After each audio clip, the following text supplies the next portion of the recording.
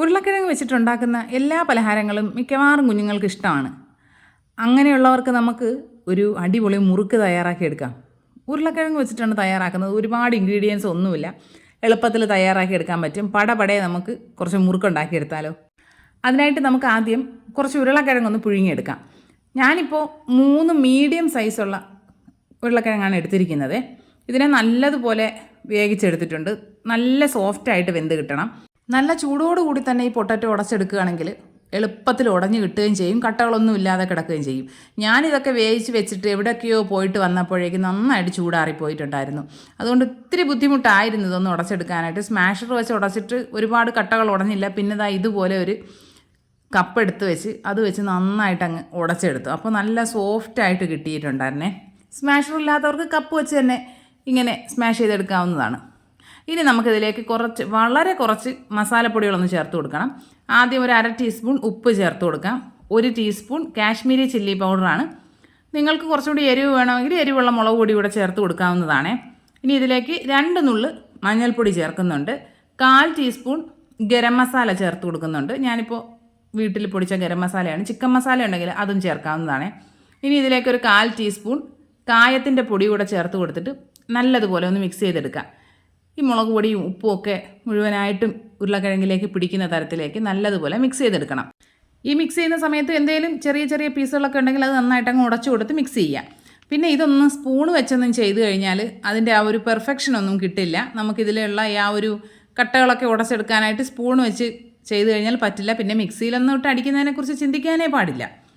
ഇപ്പോൾ ഉരുളക്കിഴങ്ങ് നന്നായിട്ട് ഉടച്ചെടുത്തിട്ടുണ്ട്. ഞാൻ ഉപ്പ് നോക്കിയപ്പോൾ ഉപ്പ് കുറവാണ് എന്ന് തോന്നിയത് കൊണ്ട് ഒരു 1/4 ടീസ്പൂൺ കൂടി ചേർത്ത് കൊടുക്കുന്നുണ്ട്. നിങ്ങൾ ഉപ്പ് നോക്കിയിട്ട് മാത്രം ചേർത്ത് കൊടുക്കുക. ഉപ്പും കൂടി ചേർത്തിട്ട് നല്ലതുപോലെ ഒന്നുകൂടി കുഴച്ചെടുക്കാം. ഇനി നമുക്കിതിലേക്ക് ചേർക്കേണ്ടത് അരിപ്പൊടിയാണ്. നമ്മുടെ സാധാരണ പാക്കറ്റിൽ വാങ്ങുന്ന വറുത്ത അരിപ്പൊടി ഉണ്ടല്ലോ, പുട്ടുപൊടിയല്ല, പത്തിരിപ്പൊടിയാണ് ചേർക്കുന്നത്. 1/2 കപ്പ് എടുത്തിട്ടുണ്ട്. അതിന് ആദ്യം കുറച്ച് ചേർത്ത് കൊടുക്കുക. കുറച്ച് ചേർത്തിട്ട് നമ്മളൊന്ന് മിക്സ് ചെയ്ത് നോക്കുക. വേറെ വെള്ളമൊന്നും ചേർക്കരുത്. ആ പൊട്ടറ്റോയുടെ നനവിൽ തന്നെ ഈ മാവിനെ മിക്സ് ചെയ്തെടുക്കണം. ആദ്യത്തെ ആ സെറ്റ് ചേർത്തിട്ട് മിക്സ് ചെയ്തപ്പോൾ മാവ് ഉരുട്ടിയെടുക്കാൻ പറ്റുന്നില്ല. ബാക്കിയുള്ളത് കൂടി ഞാൻ ചേർത്തിട്ടുണ്ട്. മുഴുവനായിട്ടും 1/2 കപ്പ് മാവ് ഇതിലേക്ക് ചേർത്തിട്ട് നല്ലതുപോലെ കുഴച്ചെടുക്കണം. ഡ്രൈ ആണ് എന്ന് കരുതിയിട്ട് വെള്ളം ചേർക്കുകയോ ഒന്നും ചെയ്യരുത്. ഇതെല്ലാം കൂടി കുഴഞ്ഞ് കിട്ടുമോ എന്ന് നമുക്കൊരു ടെൻഷനൊക്കെ ഉണ്ടാവും. കുഴപ്പമൊന്നുമില്ല, അത് കറക്റ്റായിട്ട് സെറ്റായി കിട്ടും. പിന്നെ നമ്മുടെ കയ്യിൽ ഒട്ടിപ്പിടിക്കുന്നു എന്ന് തോന്നുകയാണെങ്കിൽ കൈയൊന്ന് നന്നായിട്ട് കഴുകിയതിന് ശേഷം കുഴച്ചെടുക്കാം. അങ്ങനെ ആവുമ്പോൾ നന്നായിട്ട് ഉരുണ്ട് കിട്ടും.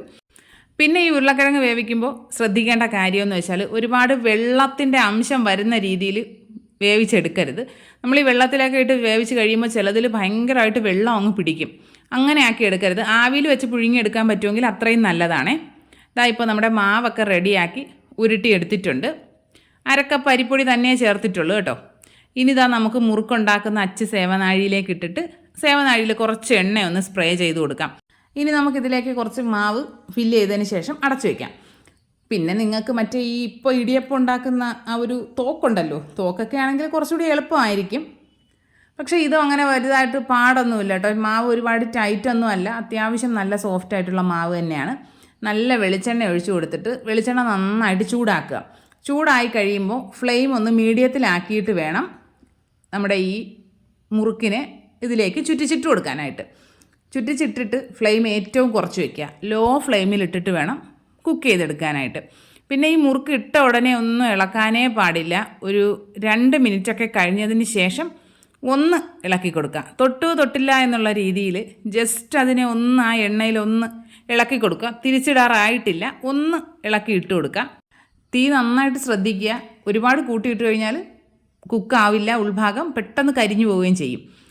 ഇപ്പോൾ ഒരു ഭാഗം കുക്കായിട്ടുണ്ട്, മറിച്ചിട്ട് കൊടുക്കാം. ആദ്യത്തെ സെക്ഷൻ ഞാൻ ഇട്ടപ്പോൾ ഇതങ്ങ് എണ്ണയിലങ്ങ് നിറഞ്ഞു പോയിട്ടുണ്ടായിരുന്നു. ഇത്രയും കുത്തി നിറച്ചിടണ്ട.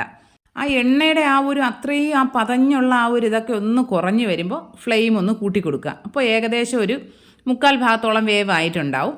ഫ്ലെയിം നന്നായിട്ടൊന്ന് കൂട്ടി വെച്ചിട്ട് ഇളക്കി വേണം ഫ്രൈ ചെയ്തെടുക്കാനായിട്ട്.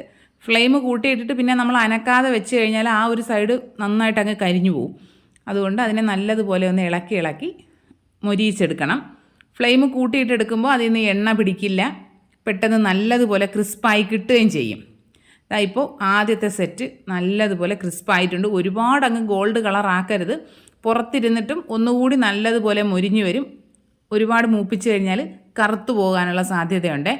കരിഞ്ഞ ഒരു ടേസ്റ്റ് കിട്ടും. ഇതാ ആദ്യത്തെ സെറ്റ് മുഴുവനായിട്ടും കോരി എടുത്തിട്ടുണ്ട്. രണ്ടാമത്തെ സെറ്റ് നമ്മൾ ഇടുമ്പോഴേക്കും എന്ത് ചെയ്യണം, ഫ്ലെയിം ലോയിലാക്കിയിട്ട് വേണം ഇടാൻ. കാരണം നന്നായിട്ട് എണ്ണ ചൂടായി കിടക്കുകയാണ്. ഇതെല്ലാം കൂടി പുകഞ്ഞ് നമ്മുടെ കയ്യിലേക്ക് ചൂടടിക്കാനുള്ള സാധ്യതയുണ്ട്.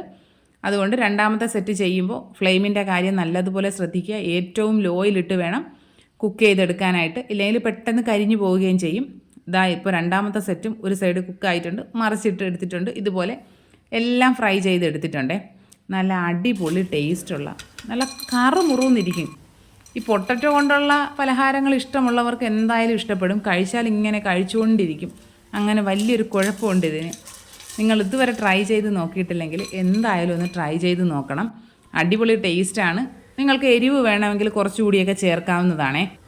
പിന്നെ വേണമെങ്കിൽ ഈ ചാട്ട് മസാലയോ മാഗി മസാലയോ ഒക്കെ കുറച്ച് ഇതിന് മുകളിലൊന്ന് സ്പ്രിങ്കിൾ ചെയ്തിട്ട് കഴിക്കുന്നത് ഇഷ്ടമുള്ളവർക്കാണെങ്കിൽ അങ്ങനെയും കഴിക്കാവുന്നതാണ്. എനിക്കിതിങ്ങനെ വെറുതെ കുറച്ചുകൊണ്ടിരിക്കാനാണ് കേട്ടോ ഇഷ്ടപ്പെട്ടത്.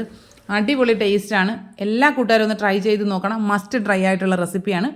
ട്രൈ ചെയ്തിട്ട് ഫീഡ്ബാക്ക്സ് കമൻറ്റ് ബോക്സിൽ അറിയിക്കുക. വീഡിയോ ഇഷ്ടപ്പെട്ട് കഴിഞ്ഞാൽ ലൈക്ക് ചെയ്യുക, കമൻറ്റ് ചെയ്യുക, ഷെയർ ചെയ്യുക, ചാനൽ സബ്സ്ക്രൈബ് ചെയ്യുക. ഇനി ഇതുപോലുള്ള അടിപൊളി വീഡിയോസുമായിട്ടും ഉടനെ തന്നെ കാണാം. അതുവരെ എല്ലാ കൂട്ടുകാർക്കും ബൈ.